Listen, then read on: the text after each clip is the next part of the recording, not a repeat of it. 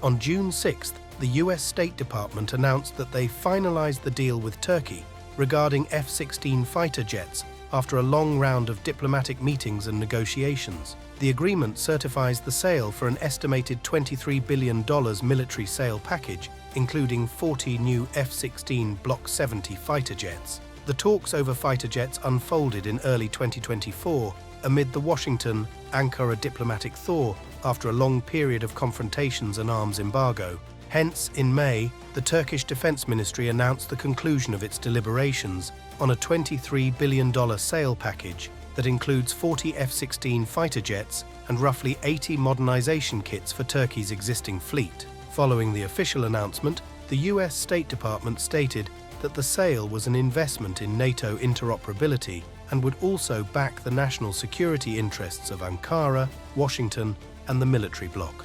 Official Ankara requested in October 2021, 2 years after the US kicked Turkey out of the fifth-generation F-35 fighter jet program over its procurement of a Russian S-400 missile defense system. Washington argued that the air missile defense systems posed a risk to the advanced fighter jet, whereas Ankara insisted that they would not be integrated into NATO systems. Turkey had ordered about 100 F-35s, and its companies were building some 900 parts of the fighter jet. Instead, the US Congress approved the sale of 40 F-35 fighters to Greece, costing $8.6 billion.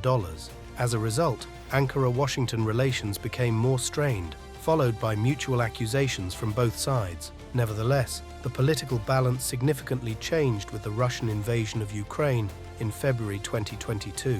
The full-scale Russo-Ukraine war shifted the historical geopolitical status quo in Europe after the Cold War, resulting in neutral countries like Finland and Sweden seeking NATO membership. Since the first year of the war, Finland and Sweden submitted their bids to become full members, though Turkey vetoed this decision, citing its existing concerns regarding new potential states. In this vein, Ankara's eye was for an opportunity to gain the upper hand in negotiations with the US in exchange for the ratification of Sweden and Finland's memberships in NATO.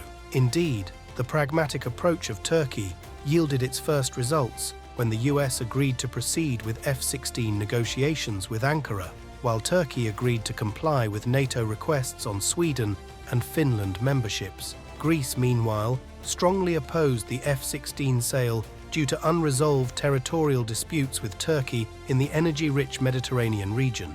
Official Athens believes that additional modernized fighter jets would boost Ankara's position more, which is rapidly developing and modernizing the domestic defense industry by achieving unprecedented results in terms of manufacturing air defense systems, Navy missiles, drones, and more all-weather fighter jets, dubbed Khan, based on stealth technology. On the other hand, not all US allies were happy with the recent decision to sell F-16s to Turkey, particularly Israel. The main argument for it is Ankara's vocal support of Hamas, which is designated as a terrorist organization in many countries, including the US. The ongoing Hamas-Israel war in the Gaza Strip significantly strained diplomatic relations between Ankara and Tel Aviv, as the latter accused the Turkish government of supporting Hamas by sheltering and financing it alongside Qatar. Therefore, some called on the US to halt the transfer of fighter jets to Turkey until Hamas is destroyed in the Gaza Strip